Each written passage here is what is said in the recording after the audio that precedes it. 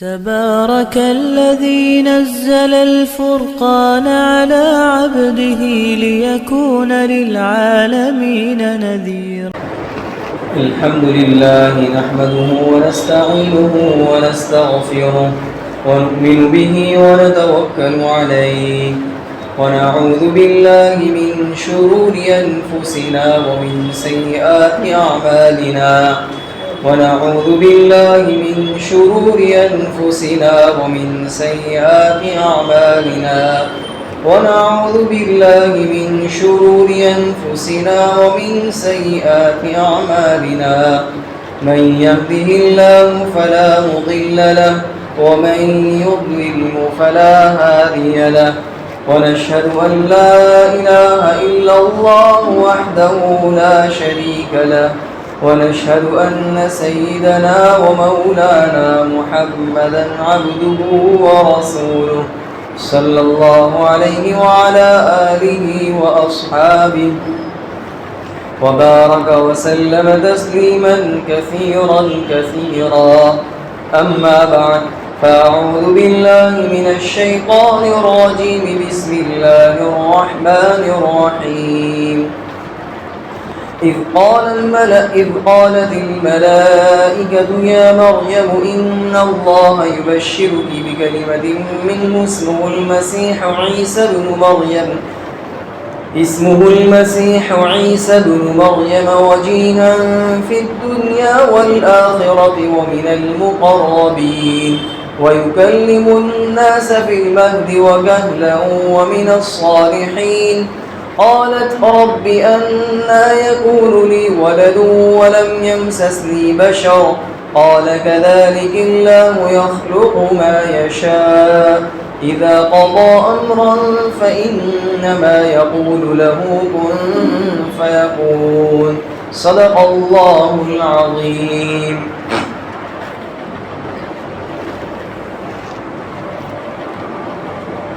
محترم بھائی اور دوستوں، اس سے پہلے یہ بات بتلائی گئی کہ فرشتوں نے حضرت مریم سے مخاطب ہو کر کہا، بشارت دی، یا مریم، اے مریم، ان اللہ یبشرک بکلمۃ منہ، کہ اللہ تعالیٰ تجھے اپنی طرف سے کلمے کی بشارت اور خوشخبری دیتا ہے.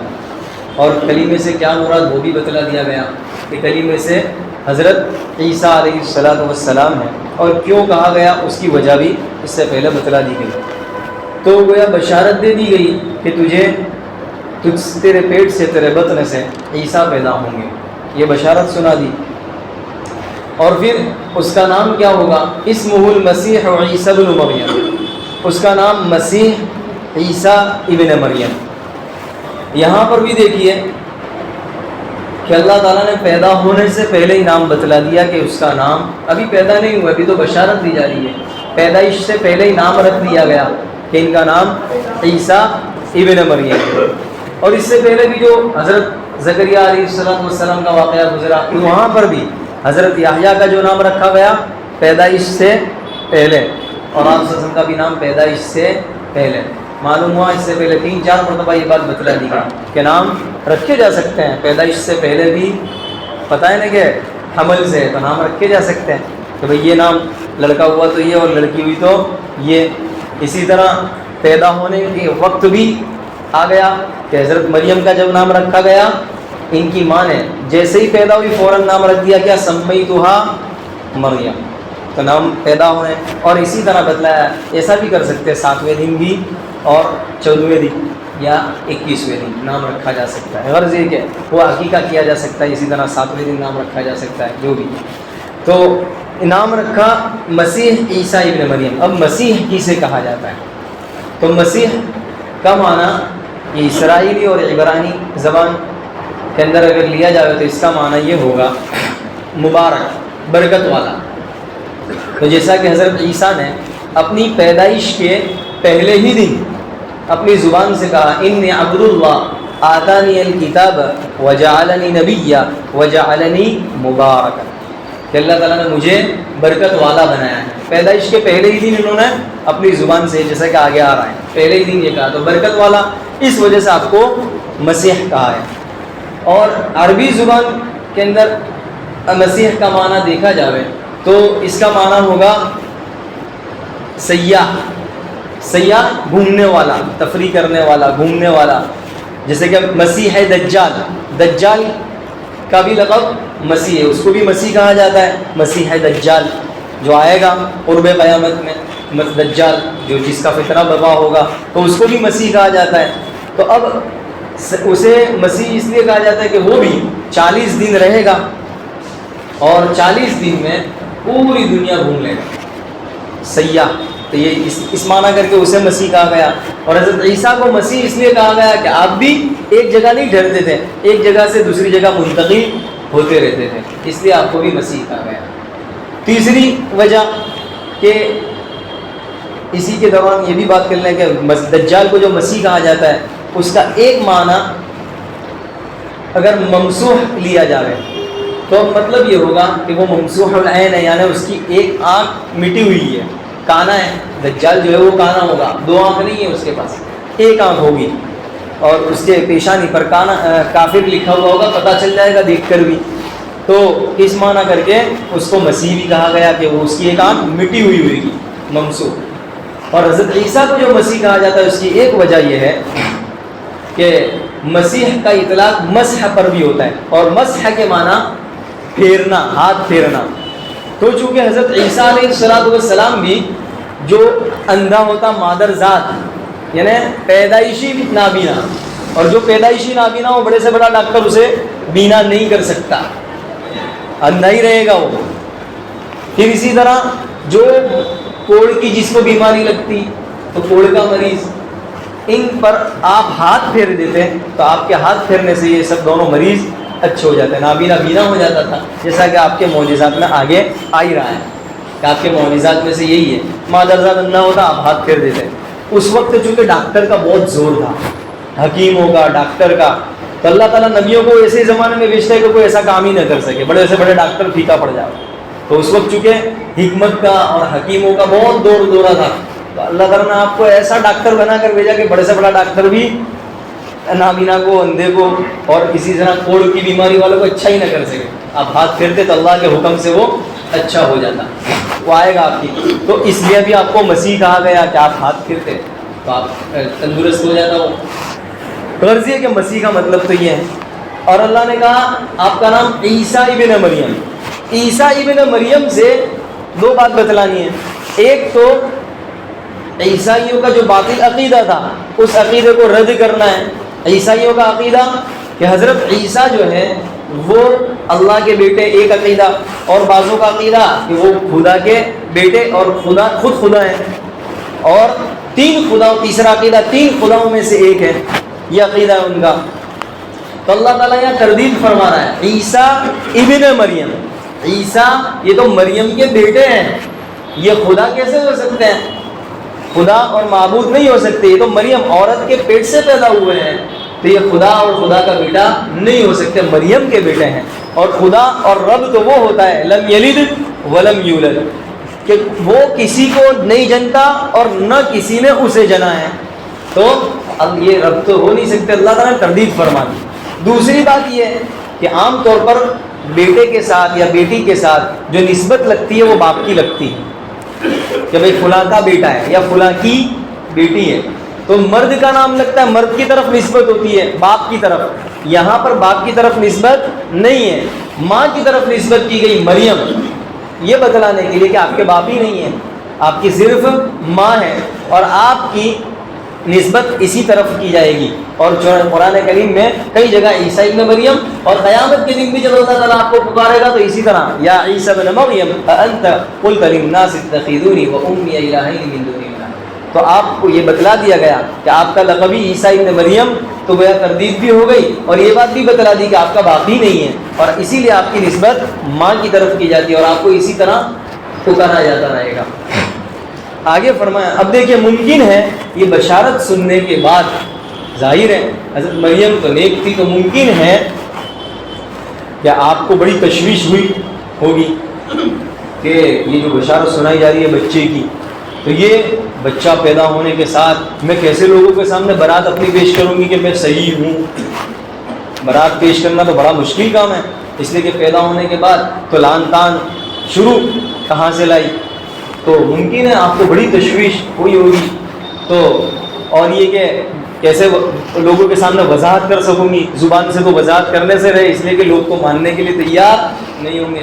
تو اللہ تعالیٰ نے اطمینان دلانے کے لیے فرمایا وجیہن فی الدنیا والآخرہ، یہ جو عیسیٰ ہے وہ دنیا میں بھی عزیز، دنیا میں بھی عزت والا ہوگا، وجاہت والا ہوگا، اور صرف دنیا میں نہیں آخرت میں بھی وجاہت والا ہوگا۔ اور جتنے لوگ جتنے دشمن ہیں وہ الزام تراشیں گے، بہتان باندھیں گے، اللہ تعالیٰ ان کے الزام کو جھوٹا ثابت کر دے گا۔ چنانچہ ایسا ہی ہوا کہ یہودی جو ہے، یہودی یہ آج بھی اور اس وقت بھی حضرت عیسیٰ کو حقارت کی نگاہ سے دیکھتے تھے، یعنی چھوٹا معمولی درجے کا، جس کو یہ لوگ تو حرامی بچہ شمار کرتے ہیں، اور یہ ان کی بہت تذلیل کرتے تھے، بہت توہین کرتے تھے، آپ پر بہتان تراشتے تھے، الزام تراشتے تھے، اور آپ کی والدہ پر بھی بہت بہتان تراشے، الزام کہ یہ تو بدکار عورت ہے، اور بدکاری کی آپ پر الزام تراشی کی، اور حضرت عیسیٰ کو خود یہ کہہ کر کہ یہ تو حرامی بچہ ہے، اور اسی طرح موت، آپ کو موت، سزائے موت دلانے کے لیے عدالت اور کورٹ میں گئے، اور جب راستے سے جا رہے تھے تو اتنے خبیث قسم کے لوگ کہ آپ کے چہرے پر بھی انہوں نے تھوکا، اور یہ سولی پر لٹکانے کے لیے ہیرو تیار ہوئے۔ یہ تو اور بات تھی کہ سولی پر آپ کی جگہ کوئی اور دوسرا آ گیا جو آپ کے جیسا تھا، تو وہ یہ سمجھ کر، یہ بڑا تفصیلی واقعہ ہے، وہ اپنی جگہ آ جائے گا کہ کس طرح ان کی جگہ دوسرا آ گیا۔ غرض یہ کہ اللہ تعالیٰ نے تو عیسیٰ علیہ السلام یہ ساری کوششوں کو اللہ نے ناکام کر دیا، اور یہ نامراد ہو گئے، اور ان کے الزام کو بھی جھوٹا ثابت کر دیا، اور اللہ تعالیٰ نے حضرت عیسیٰ علیہ السلام کو آسمان پر اٹھا لیا، جس کا تفصیلی واقعہ آ جائے گا اپنی جگہ پر۔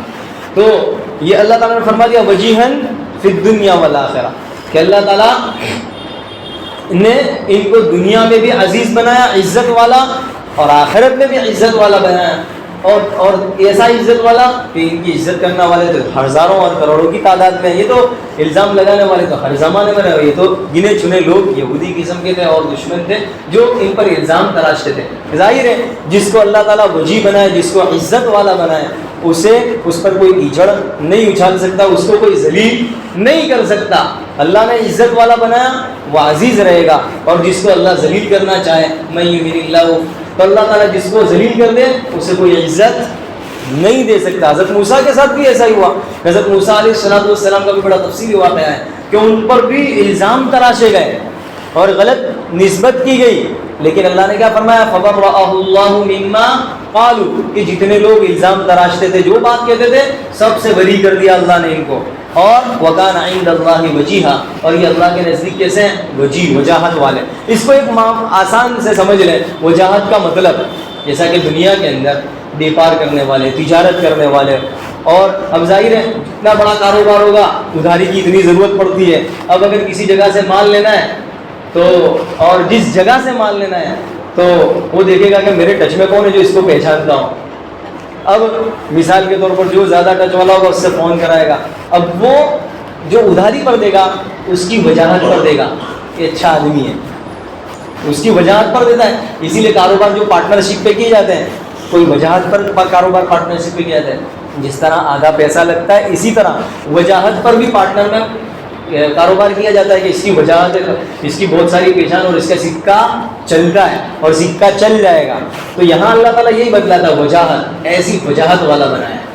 تو اللہ تعالیٰ نے دنیا میں بھی ایسی وجاہت والا، عزت والا بنایا، اور آخرت میں بھی وجی ہے کہ یہ اپنے ماننے والے جو ہیں، اپنے فالوورز، اپنے ماننے والے، ان کی سفارش کریں گے اور انہیں جہنم میں سے نکال کر جنت میں داخل کروا دیں گے۔ تو وہاں پر بھی وجاہت، یہاں پر بھی وجاہت والے۔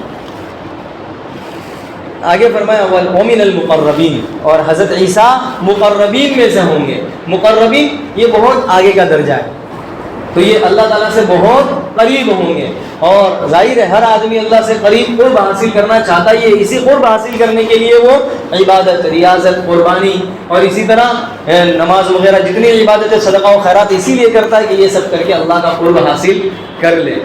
شیخ ابو طالب مکی فرماتے ہیں مقرب جو ہیں وہ لوگ ہیں کہ جن کی جو نگاہ ہے وہ ازل کے فیصلے پر رہتی ہے، ہمیشہ ان کی فکر رہتی ہے کہ میرا کیا ہوگا، میرا حساب کیسا ہوگا، میرا ٹھکانہ کیا ہوگا، موت ایمان پر آئے گی یا کفر پر آئے گی۔ گویا اتنے قریب ہیں اللہ سے اور اتنے لوگ اور ولی صفت اور بزرگ صفت، لیکن انہیں ہمیشہ جو فکر رہتی ہے میرا کیا ہوگا۔ حضرت ابو بکر صدیق رضی اللہ تعالیٰ، حضرت عمر رضی اللہ تعالیٰ، یہ سب بڑے بڑے لوگ تھے۔ جنت کا تو سرٹیفکیٹ دنیا میں مل گیا، ہم جیسے کو جنت کا سرٹیفکیٹ مل جائے تو پتہ نہیں زمین یہ ہے نا پیر بھی ادھر ہو جاوے، اور یہ ان لوگوں کو سرٹیفکیٹ دے دیا گیا، لیکن ان کا حال یہ تھا کہ کاش کے میں تنکا ہوتا، کاش کے میں جانور ہوتا، کاش کے میں چڑیا ہوتا، پتہ نہیں کیا سے کیا۔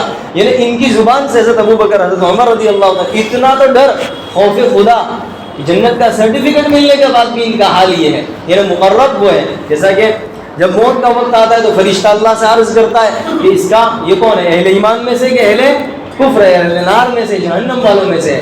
یعنی یہ کفر کی حالت میں اس کی روح قبض کی جاوے یا ایمان کی حالت میں، تو ان کی نظر اخیر میں رہتی کہ ہمارا خاتمہ کس پر ہوگا، کیونکہ اس کے کئی ایسے واقعات ہیں، سینکڑوں واقعات، کہ پوری زندگی تو اس طرح سے گزار دی اچھے نیک کاموں میں اور لوگ اسے مسلمان سمجھتے رہے، لیکن جب موت آئی تو کفر کی حالت میں آئی۔ اور ایسے بھی کئی سینکڑوں واقعات ہیں کہ پوری زندگی تو کفر پر، زنا پر، قتل پر، چوری پر، لیکن جب موت آئی تو اللہ نے ایمان کی حالت میں موت دی۔ تو خاتمہ اصل ہے۔ اب ظاہر ہے مقرب لوگ ہیں، انہیں تو فکر یہ ہے، اور ہمارا حال یہ کہ ہم تو کوئی سرٹیفکیٹ بھی نہیں ہے، نہ مقربین میں سے نہ صالحین میں سے ہمارے پاس کوئی سرٹیفکیٹ نہیں ہے، لیکن اس کے باوجود ہماری جو نگاہ ہے وہ دوسرے پر، یہ دوسرے کو سرٹیفکیٹ دینے میں، تو وہ جنتی اور وہ جہنمی، خود کے تو ٹھکانے نہیں ہیں کہ خود جنت میں جنتی میں سے ہے یا جہنمی میں سے۔ خود کے بارے میں تو خود کا کوئی فیصلہ نہیں ہے، اور دوسرے کے بارے میں فیصلہ ضرور ہے، وہ تو بڑا نالائق قسم کا ہے، اور وہ تو بڑا ایسے قسم کا ہے۔ اب یہاں پر بھی دیکھیے، عام طور پر اس واقعے کے اندر بھی دیکھیے، یہ بڑے بڑے ہستیوں کے کارنامے ہیں۔ حضرت مریم کو دیکھے بڑی، حضرت عیسیٰ کو دیکھے تو پیغمبر، اتنے بڑے، لیکن یہاں پر جیسے کہ الزام تراشنے والے نے تو ان پر بھی الزام تراش دیے، بڑے بڑے لوگوں کو بھی چھوڑا۔ اور عام طور پر انسان کی فطرت ہے، جب کوئی بری بات کہی جائے نا تو اس کو فوراً لے لیتا ہے، ہاں وہ نالائق ہی ہوگا، وہ ایسا ہی ہوگا، وہ تو خبیث قسم کا ہوگا، وہ چوری کرنے والا سی، فوراً ایکسیپٹ کر لیتا ہے کسی کے بارے میں اگر برا کہا جائے۔ لیکن اگر اچھا کہا جائے نا، بہت زوردار آدمی ہے، تو کیا کہے گا، وہ اسے ہضم کرنے کے لیے تیار نہیں ہوں گے، بلکہ وہ اس کی تو بات ہی مت کریے، یعنی گویا کہ اچھائی تو لینے کے لیے تیار نہیں ہوں گے کسی کی طرف سے۔ اگر اچھائی، بہت زوردار آدمی ہے، اس نے تو یہ کام کیا، بس اچھائی ہضم ہی نہیں ہوگی، زیرو پلاؤ کہ کوئی بھی پلاؤ ہضم ہونے والی نہیں ہے۔ لیکن کوئی اگر کسی کے بارے میں نا اسے رابطہ ہو یا کچھ بھی لین دین بھی نہیں، برائی نہ، وہ تو بہت اچھا ایسا، ہاں تو ایسا ہی ہوگا، چل پڑے گی بس بات۔ بس یہاں پر بھی ایسا ہی تھا، برائی کو پھیلایا تو اسی طرح تو برائی، اسی کو اللہ تعالیٰ نے فرمایا کہ وجیہن فی الدنیا والآخرہ، اور ہم برات ظاہر کریں گے ایسے لوگوں کے بارے میں۔ جیسے کہ حضرت عائشہ کے بارے میں بھی منافقوں نے یہی تو کیا تھا، فوراً حضرت عائشہ کے بارے میں بھی بری زنا کی تہمت لگا دی تھی، بڑا تفصیلی واقعہ ہے، 18ویں پارے میں، غرض یہ کہ وہ بھی اپنے تفصیلی واقعہ کیسا پھیل گیا تھا، پورا جھوٹ پھیلا ہو تو فوراً ایکسیپٹ کر لیتے لوگ، نیک لوگوں کے بارے میں بھی، لیکن اچھائی پھیلا ہو تو بہت گنے چنے لوگ ہوتے جو اچھائی کو لیتے ہیں، ورنہ برائی جلدی ایکسیپٹ کر لیتے ہیں۔ اس لیے ہونا یہ چاہیے، آج کل بھی اگر کسی بڑے اللہ والے کے بارے میں بھی برائی پھیل جاوے، او دیکھو نا اتنے بڑے لوگوں نے ایسا دھندا کرتے ہیں، حالانکہ اس کو پتہ بھی نہیں ہوگا، وہاں جا کے پوچھا بھی نہیں، ایسے تو کتنے آ گیا، پیپر میں آ گیا، موبائل میں آ گیا، تو فوراً تحقیق کیے بغیر ایکسیپٹ ہی کر لیتے ہیں، تحقیق بھی نہیں کرتے، بس ایکسیپٹ کر لیتے اور فوراً آگے سینڈ بھی کر دیتے ہیں۔ ہونا یہ چاہیے اگر کسی کے بارے میں تو سب سے پہلے اپنے بارے میں دیکھ لے، بھائی وہ جانے اور اس کا اللہ جانے، اس کی کیا جنت ہے جہنم ہے، میرے بارے میں کیا ہوگا، اپنے بارے میں فکر ہونی چاہیے۔ غرض یہ کہ وہ من المقربین، مقربین میں سے ہوں گے۔ اب دیکھیے اللہ نے یہاں بشارت بھی سنا دی اور یہ بھی کہہ دیا جو خدشہ تھا تو اس کے بارے میں کہہ دیا کہ وجاہت والے ہوں گے، عزت والے۔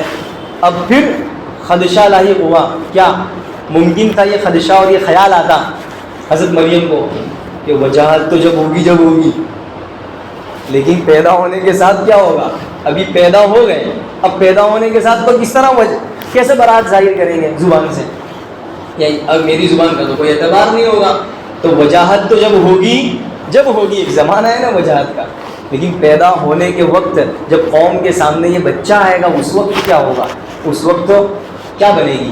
تو اللہ نے اور اطمینان دلا دیا، کوئی بات نہیں، گھبراؤ نہیں، تم کہہ دینا کہ میرا تو روزہ ہے۔ یہ بچہ جیسا کہ تفصیلی کلام سورہ مریم کے اندر بھی ہے، مریم کے اندر پورا تفصیلی واقعہ بیان کیا ہے حضرت مریم کا، حضرت نامی رکھ دیا سورہ مریم، نامی سورہ مریم ہے، اور پورا تفصیلی واقعہ وہاں پر بیان کیا ہے۔ تو اللہ تعالیٰ نے بتلا دیا کہ گھبراؤ نہیں، تم کہہ دینا میرا روزہ ہے، اور بچہ ہی کلام کرے گا۔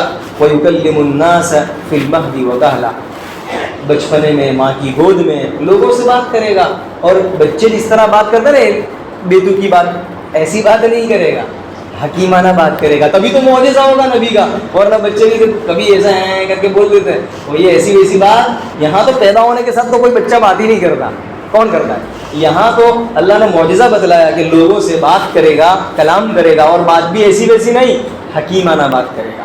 یعنی بڑے بڑے دانا لوگ وہ بھی ان کی بھی عقل دنگ رہ جاوے، ایسی بات کرے گا بچپنے میں بھی، اور کہولت کے زمانے میں ادھیڑ عمر۔ اب دیکھیے یہاں پر کیا کہا کہ بات سورہ مریم میں بھی ہے، جیسا کہ جب بچہ پیدا ہوا تو بچہ پیدا ہونے کے ساتھ جب قوم میں آئی تو جو وہی بات، اب اپنے والے بھی بڑے مخالف، پرائے اپنے بھی مخالف، اور جب لے کر آئی وہ حضرت مریم تو پاکیزہ عورت تھی، زاہدہ عورت تھی، کوئی کلام نہیں کیا جا سکتا، اس لیے کہ پورا تذکرہ اس سے پہلے گزر چکا حضرت مریم کیسی تھی۔ تو وہ کاملین میں سے بتلا ہے، اس سے پہلے کاملین میں سے تھی۔ جب قوم کے پاس لے کر آئی تو سب لوگ کہنے لگے کہ قرآن کریم میں ہے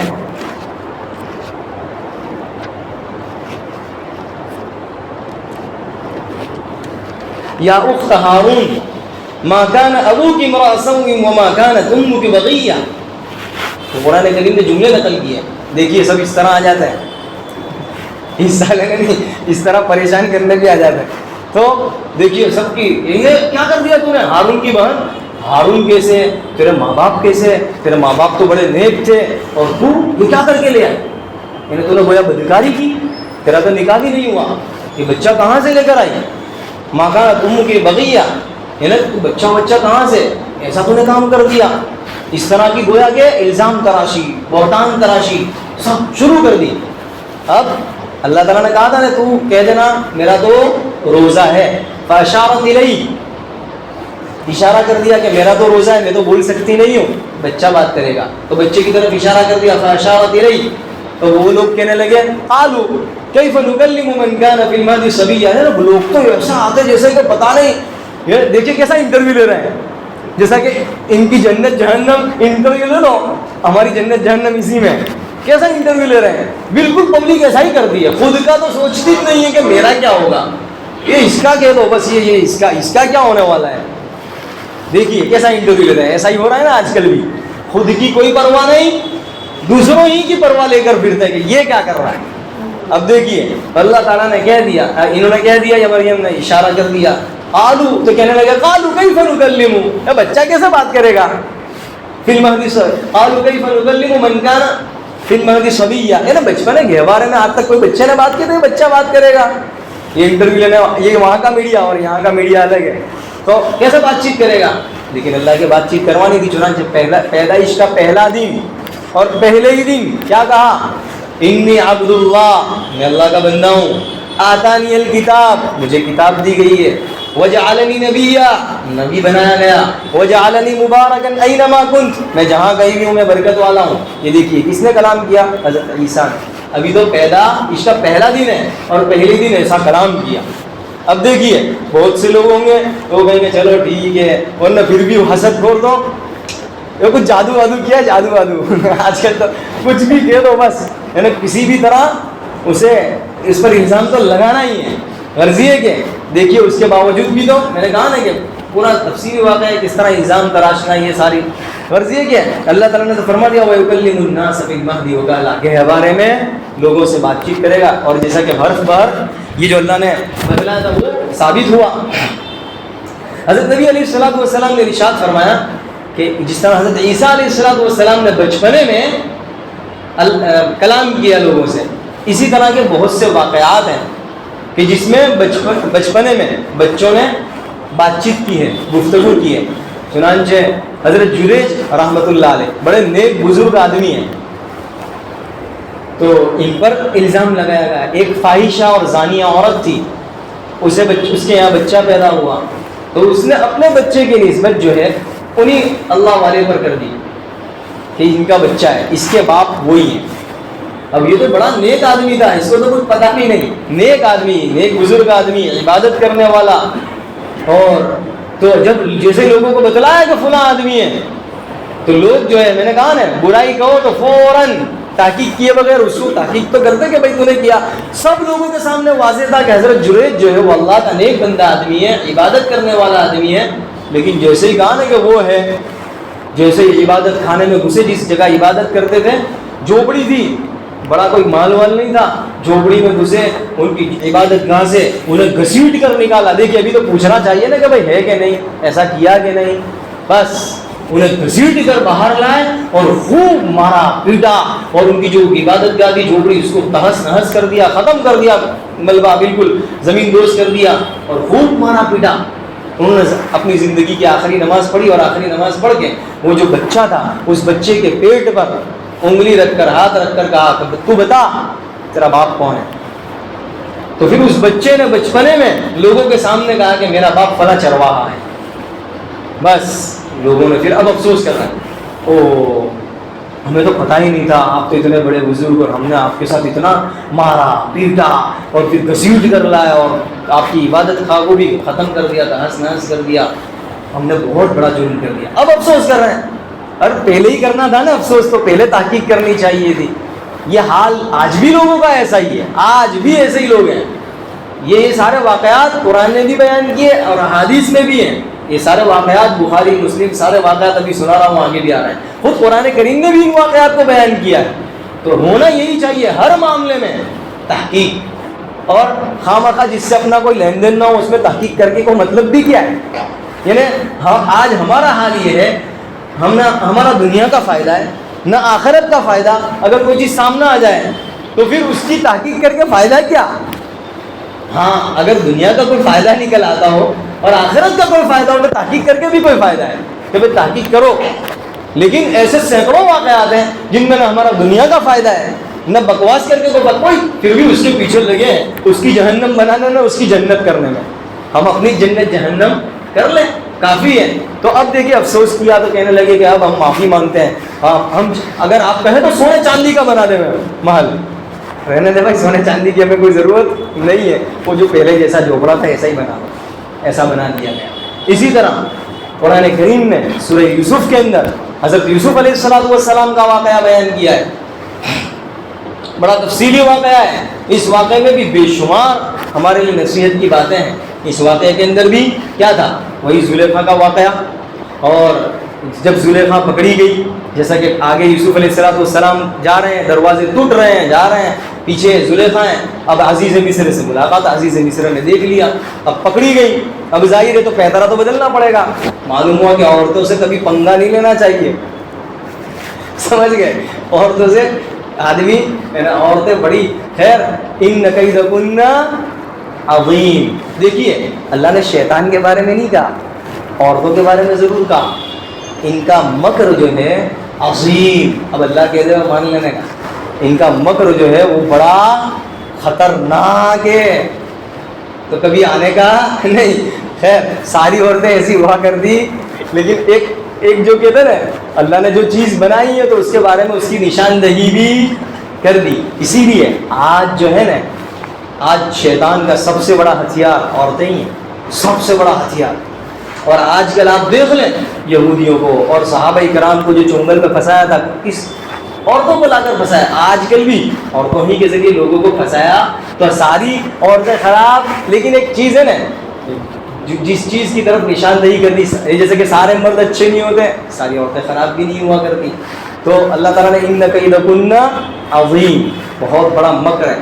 خیر تو اب یہاں پر پکڑی گئی تو کیا کہا, فوراً پیترا تو بدلنا پڑے گا نا کہ اس نے میرے ساتھ تو ایسا کیا. حالانکہ دکھ رہا ہے کہ پیچھے تو وہ ہے اور یہ آگے بھاگ رہا ہے. تو اب دیکھیے یہاں پر حضرت یوسف برات ظاہر کرنی پڑے گی. اب یہاں سبحان اللہ نہیں، برات ظاہر کرنی پڑے گی.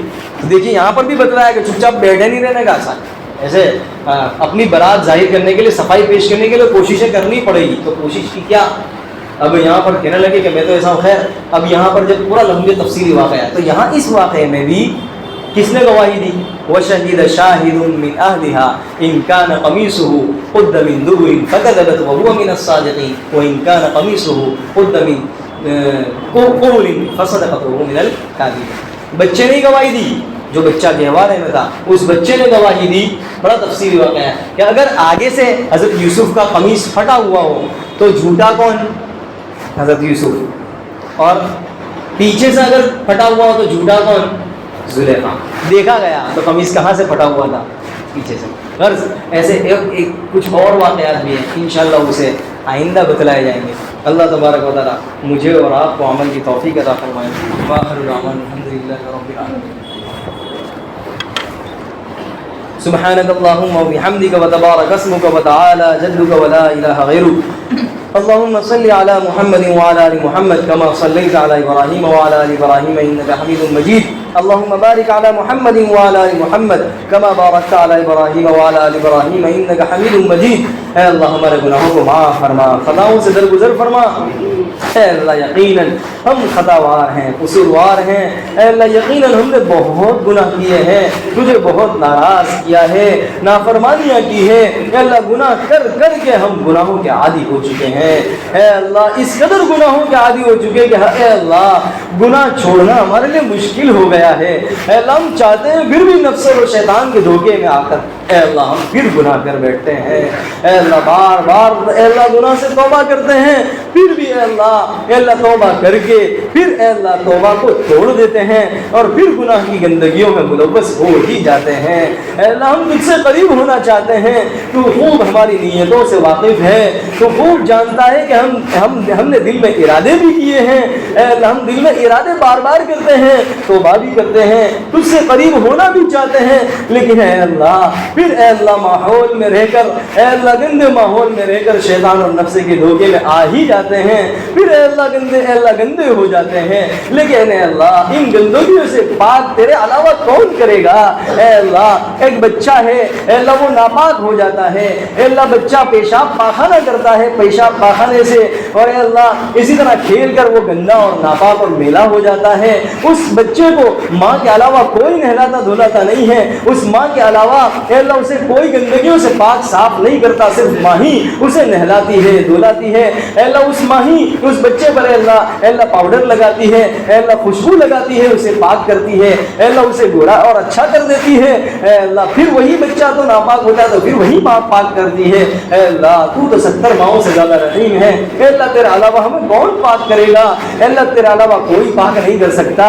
ان گناہوں کی گندگیوں سے تو ہمیں پاک فرما دے. اے اللہ تو پاک فرما دے. اے اللہ ان نحوستوں سے ہماری پوری حفاظت فرما. اے اللہ اپنی نافرمانی سے پوری حفاظت فرما. اے اللہ انہی نافرمانیوں کی وجہ سے ہم آج پریشان ہیں. اے اللہ جانی اعتبار سے، مالی اعتبار سے، ہر اعتبار سے پریشان ہیں. اے اللہ ما اصاب من مصیبت فبما کسبت ایدیکم، تو نے خود فرمایا جو کچھ مصیبت پریشانی آتی ہے تمہارے کرتوت کی وجہ سے آتی ہے. یہ تو تیرا رحم ہے. ویعفو عن کثیر، کہ اللہ ہر گناہ پر تو نہیں پکڑتا، بہت سے گناہ کو تو یوں ہی معاف کر دیتا ہے. ہر گناہ پر اگر پکڑ کرنے لگے تو ہم تو زندہ اے اللہ زمین پر زندہ بھی نہ رہیں، زمین پر دھسا دیے جائیں. اے اللہ ہمارے تمام گناہوں کو معاف فرما دے. اے اللہ تمام امت مسلمہ کے تمام گناہوں کو معاف فرما دے. اے اللہ تمام کی بگڑی کو بنا دے. اے اللہ اپنے سے قریب کر لے. اے اللہ اپنی رضامندی عطا فرما دے. اے اللہ اپنی رضامندی عطا فرما دے. اے اللہ اگر تو ناراض ہو جائے تو اے اللہ ہم تو خسارے میں رہ جائیں گے، ہم ذلیل و خوار ہو جائیں گے. اے اللہ تو ہم سے راضی ہو جا، ہم سے راضی ہو جا، پوری امت مسلمہ سے راضی ہو جا. اے اللہ جہاں کہیں امت مسلمہ پریشان ہے اے اللہ اس کی جان کی، مال کی، عزت کی، آبرو کی، کھیتی باڑی کی، تجارت کاروبار کی، ایمان کی، ہر چیز کی حفاظت فرما.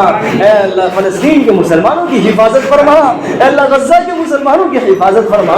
اے اللہ آج 1 مہینہ مکمل ہونے جا رہا ہے، 1 مہینے سے اے اللہ مسلسل بموں کی بارش ہو رہی ہے، عمارتیں تہس نہس ہو رہی ہے. اے اللہ قیامت صغریٰ برپا ہے. اے اللہ اے اللہ پانی کا انتظام نہیں، کھانے پینے کا انتظام نہیں. اے اللہ ان کی رات کیسی گزر رہی ہوگی، اے اللہ ان کی دوپہر اور ان کی شام، اے اللہ جب صبح کو اٹھتے ہیں اے اللہ وہ دیکھ رہے ہیں کہ فلاں جگہ بمباری ہوئی، اے اللہ اگر صبح اٹھتے ہیں تو اپنے بیٹے کو نہیں پاتے، کوئی اپنی ماں کو نہیں پاتا، کوئی اپنے باپ کو نہیں پاتا، اے اللہ ایسا خوفناک منظر چل رہا ہے، اے اللہ تیری نظروں سے اوجھل نہیں ہے، اے اللہ تیری نہ دیکھنے والی آنکھ سب دیکھ رہی ہے، اے اللہ ان کا کیا حشر ہے، ان کا کیا منظر ہے، ان پر کیا گزر رہی ہے، سب تیرے سامنے ہے، تیرے ارادے کے بغیر تو کچھ نہیں ہو سکتا، تیری مشیت کے بغیر کچھ نہیں ہو سکتا، ان کا جو حال ہو رہا ہے اس لیے کہ وہ تجھے ماننے والے ہیں، اے اللہ ہم سے زیادہ عزیز لوگ وہ ہیں،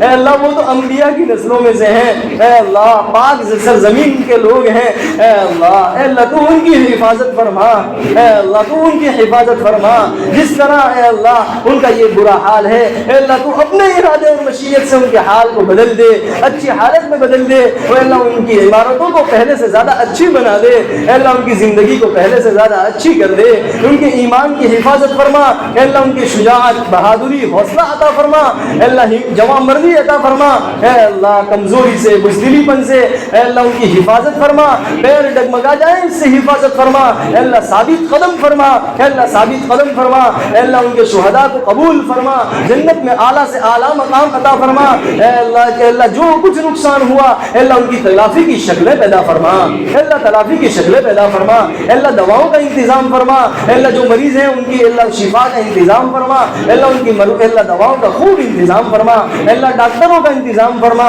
اے اللہ جو جس لائن کی وہاں ضرورت ہے ان تمام ضروریات کو ان کے لیے مہیا فرما دے، اے اللہ غیب سے انتظام فرما دے، اے اللہ جو اے اللہ مسجد اقصی کی حفاظت کے لیے جو جد و جہد اور کوشش کر رہے ہیں ان کی حفاظت فرما، وہاں لڑنے والے مجاہدین کی خوب حفاظت فرما، اے اللہ ان کی مدد اور نصرت فرما، اے اللہ ان کی مدد اور نصرت فرما، اے اللہ ایک ایک لمحہ ان کی حفاظت فرما، ان کی جان کی مال کی حفاظت فرما، اے اللہ انہیں جن کے اسباب کی اور جن اے اللہ ہتھیاروں کے اے اللہ جن سامان کی ضرورت ہے اے اللہ تو انہیں کے لیے انتظام فرما، اے اللہ ساری چیزوں کا انتظام فرما، اے اللہ ان کی مدد اور نصرت فرما، ان کی مدد اور نصرت فرما، اے اللہ ان کی بال بال حفاظت فرما، اے اللہ ہر جگہ سے دائیں سے بائیں سے اوپر سے نیچے سے اے اللہ تمام کی حفاظت فرما، تمام کی حفاظت فرما، اے اللہ جو کچھ مانگا عطا فرما، بہت کچھ مانگنے سے رہ گیا اپنے شان عطا فرما، اے اللہ تو آج تک تجھ سے مانگ کر کبھی محروم نہیں ہوئے،